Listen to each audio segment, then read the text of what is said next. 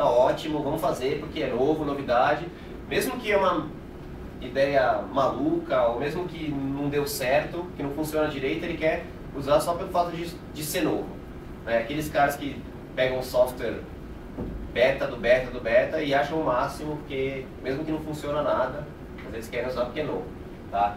É uma parcela pequena da população, mas é uma parcela muito importante, que talvez seja por onde a gente tem que começar. Ou seja, se a gente quer introduzir uma ideia, a gente tem que ter esses inovadores do nosso lado. Eles vão ser as primeiras pessoas que já vão aceitar. Você não precisa ter esforço nenhum para convencer eles. Só falar que é novo. Porém, eles não vão ficar do seu lado por muito tempo. Assim que a coisa começar a andar, eles vão sair fora porque eles querem coisa nova e aquilo já não é tão novo. Né? Os que adotam cedo é uma parcela um pouco maior da população, cerca de 13,5%.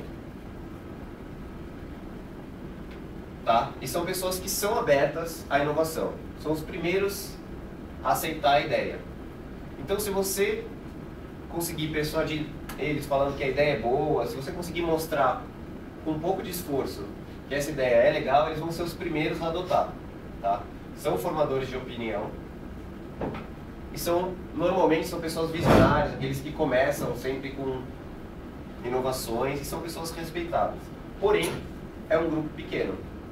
Ainda assim, é um grupo de mais ou menos 13,5% da população. Isso é um estudo que foi feito. Então, realmente, se a gente for pegar a realidade, talvez numa empresa ou na outra empresa, essas porcentagens variem. Mas é mais ou menos isso. Baseado nessa pesquisa, em empresas de tecnologia, provou-se isso, que é mais ou menos essa porcentagem de pessoas que acabam adotando uma ideia logo de cara. Tá? Logo depois, vem a primeira maioria, que é 1/3 da população. Tá? Então esse pessoal, eles não são líderes, mas eles interagem muito. Então são pessoas que não têm tanto poder de decisão, mas eles têm já um volume, ou seja, são muitas pessoas. Para você convencer eles, você vai precisar ter uma garantia de que a coisa já funcionou. Então você vai ter que provar para eles, já funcionou em tal lugar, em algum outro lugar lá fora, tá? Você vai ter que mostrar, vai ter um trabalho maior de convencer essas pessoas. Não é que nem os que adotam cedo, que você, com uma conversa, você consegue já fazer com que eles adotem a ideia. Você vai precisar fazer a apresentação, você vai precisar mostrar um pouco mais, mostrar casos de sucesso. E assim, esse pessoal vai acabar aceitando. Na verdade, eles são a ponte entre o velho e o novo. Porque a partir do momento que você conseguiu convencer esse pessoal, como você já tinha os que adotam cedo e os inovadores do seu lado, provavelmente você já tem metade das pessoas convencidas. Tá? Então, é o passo principal para você conseguir o que a ideia deslanche de vez. Se metade das pessoas já estão usando essa nova ideia, aí a coisa pode deslanchar de vez.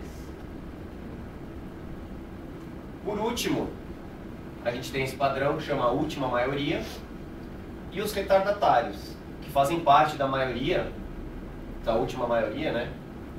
Então a gente tem a última maioria aqui e os retardatários. A última maioria são as pessoas mais céticas, mais conservadores, que só vão se convencer quando não tem mais dúvida mesmo, quando as pessoas de dentro já estão usando, quando já tem vários exemplos de que o negócio funciona. E às vezes essas pessoas precisam até de uma certa pressão, né? Eles vão fazer porque outros estão fazendo, ou porque o líder está exigindo, o gerente, o diretor está exigindo. São pessoas que precisam de realmente uma pressão para aceitar. E os retardatários são aquelas pessoas que nunca vão aceitar a ideia. Tá? Eles falam, bom, a gente sempre fez assim, por que a gente vai mudar? Sempre deu certo desse outro jeito. Ou eles aceitam com muita resistência, ou eles realmente não aceitam para sempre. E aí, de duas uma, ou você vai ter que conviver com eles, ou eles vão ter que acabar saindo, não se adequando à nova situação. Então, por exemplo, você vai mudar, você resolve que agora programar em Ruby é muito legal, e aí você começa a convencer as pessoas começam a mudar, e aí chegou no ponto onde você convenceu todo mundo e sobrou lá 2 programadores de Java que não aceitam de jeito nenhum, eles não vão programar em Ruby, e ou você deixa eles programando em Java, ou eles saem e vão procurar outro lugar, porque eles não querem programar em Ruby nessa vida. Tá? O pessoal tá rindo, tá começando a se identificar com alguns padrões aí. Então, só para recapitular, esses são... Vamos ver se eu consigo voltar aqui. Essa é a população, essas são as pessoas com quem a gente está lidando no nosso dia a dia quando a gente quer convencer das nossas ideias. O inovador, os que adotam cedo, a primeira maioria, a última maioria, os retardatários. Tá? Então, esses são a última maioria, os mais céticos, os mais resistentes, e aqui os mais fáceis de lidar. Tá? Agora, um outro padrão é o evangelista. Então, o evangelista é o nome do padrão. O que é o evangelista? O evangelista é aquela pessoa que é apaixonada pela ideia. É a pessoa que vive cada segundo. A ideia é a própria essência dele, é a própria essência. Ele sabe que ele não criou a ideia, eventualmente ele sabe que ele não é a ideia, mas ele vive como se fosse. Tá? É importante que essa pessoa seja humilde, é importante que ela saiba compartilhar, que ela seja uma pessoa comunicadora, eventualmente extrovertida e que tenha credibilidade. Não adianta nada você ter uma boa ideia, mas não ter nenhuma credibilidade. Por mais que você fale, você não vai conseguir convencer as pessoas. Essa pessoa ela tem que tomar um pouco de cuidado, né, porque ela pode se tornar chata. Né, aquela pessoa chata que fica só falando daquele assunto, então ela tem que tomar cuidado para não sobrecarregar as pessoas, tem que ter paciência, porque senão ela vai acabar afastando mais e mais as pessoas dela.